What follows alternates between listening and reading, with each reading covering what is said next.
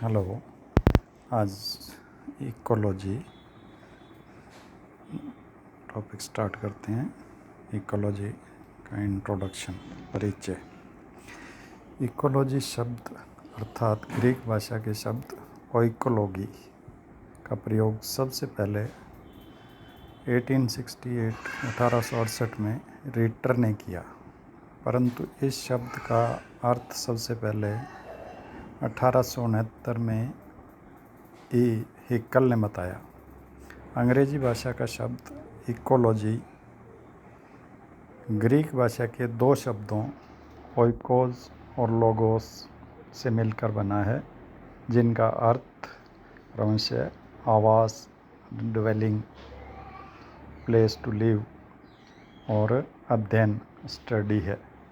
अतः जीवधारियों और उनके आवासों के बीच होने वाले पारिस्थितिकी संबंध के अध्ययन को ही इकोलॉजी या पारिस्थितिकी कहते हैं।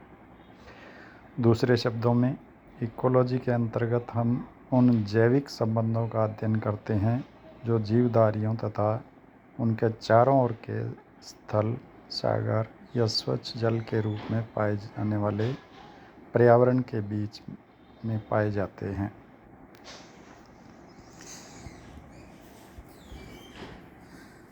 इकोलॉजी की इकोलॉजिस्ट ने अलग अलग परिभाषाएं दी है। ऑडम ने 1963 में इकोलॉजी को परिभाषित किया। इकोलॉजी को प्रकृति की संरचना एवं प्रक्रिया का अध्ययन बताया। Ecology is the study of structure and function of nature. इस प्रकार से 1970 में फिलिप्सन ने बताया कि इकोलॉजी विज्ञान की वह शाखा है जिसके द्वारा जीवों, उनके चारों ओर के पर्यावरण तथा उसमें पाए जाने वाले सभी जीवों के बीच पारस्परिक संबंध का अध्ययन करते हैं। इसी प्रकार से टेलर ने इकोलॉजी को परिभाषित किया। टेलर के अनुसार पारिस्थितिकी समस्त जीवों के समस्त पर्यावरण के साथ समस्त संबंधों के अध्ययन का विज्ञान है। इकोलॉजी दो प्रकार की होती है, autecology and synecology. Autecology अर्थात स्व पारिस्थितिकी, सीन इकोलॉजी सम पारिस्थितिकी। हॉट इकोलॉजी जब किसी एक ही जीव या किसी एक जाति विशेष के सभी जीवों के सामूहिक जीवन, जिसमें प्रजनन, वितरण आदि पर पर्यावरण के प्रभाव का अध्ययन किया जाता है, तो इसे स्व पारिस्थितिकी या हॉट इकोलॉजी कहते हैं। अर्थात एक ही प्रकार के जीव या एक ही प्रकार के। दूसरा है सीन इकोलॉजी या सम पारिस्थितिकी। जब किसी एक स्थान पर रहने वाले सभी जंतुओं एवं पौधों के जीवन पर पर्यावरण के प्रभाव का अध्ययन किया जाता है, तो इसे सम पारिस्थितिकी या सीन इकोलॉजी कहते हैं। यानी विभिन्न प्रकार के जंतु और पौधों का जो पर्यावरण के साथ अध्ययन है वो सीन इकोलॉजी कहलाता है। सीन इकोलॉजी चार प्रकार की होती है, population ecology, community ecology, biome ecology और इकोसिस्टम इकोलॉजी।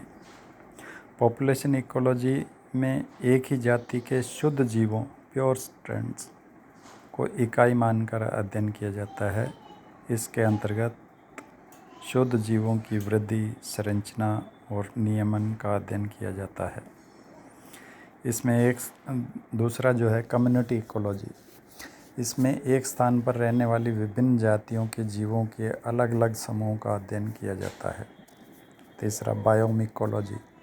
इसमें किसी एक क्षेत्र के विभिन्न समुदायों को अध्ययन की इकाई बनाया जाता है तथा उनकी पारिस्थितिकी क्रियाओं का अध्ययन किया जाता है। और चौथा है इकोसिस्टम इकोलॉजी। इसमें संपूर्ण तंत्र को अध्ययन की इकाई बनाया जाता है।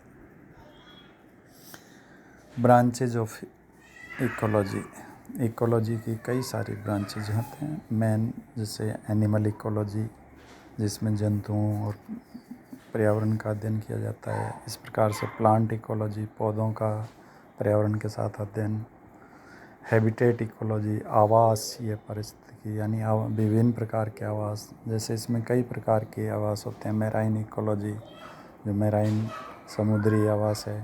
Fresh water ecology, fresh water यानी स्वच्छ जल के। टेरेस्ट्रियल इकोलॉजी, ज़मीन के जंतु हैं उनका, पौधों का पर्यावरण के साथ अध्ययन।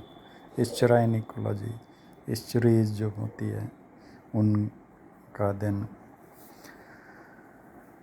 इसी प्रकार से इको जियोग्राफी, भूगोलीय परिस्थिति की, विभिन्न भौगोलिक परिस्थितियों में जीवधारियों के विकिरण का अध्ययन। इसी प्रकार से प्रोडक्शन इकोलॉजी, इसके अंतर प्राकृतिक साधनों का, विशेषकर जीवधारियों का उत्पादन बढ़ाने के उपायों का अध्ययन। रेडिएशन इकोलॉजी, विकिरण का वातावरण पर प्रभाव। टैक्सोनॉमी इकोलॉजी, वर्गीकी का वातावरण के साथ संबंध। ह्यूमन इकोलॉजी, मनुष्य का वातावरण के साथ संबंध। स्पेस इकोलॉजी, अंतरिक्ष के वातावरण का अध्ययन। पैलियो इकोलॉजी, जीवाश्म पारिस्थितिकी, विभिन्न प्रकार के जीवाश्म हैं उनका वातावरण के साथ अध्ययन। जो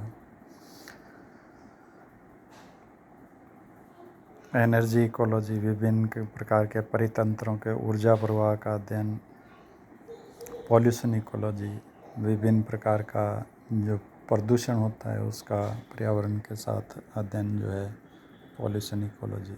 तो इस प्रकार से इकोलॉजी की बहुत ब्रांचेज हैं। तो ये इकोलॉजी पर आज का अपना टॉपिक था। अगला टॉपिक अपने नेक्स्ट कल करेंगे। Thank you.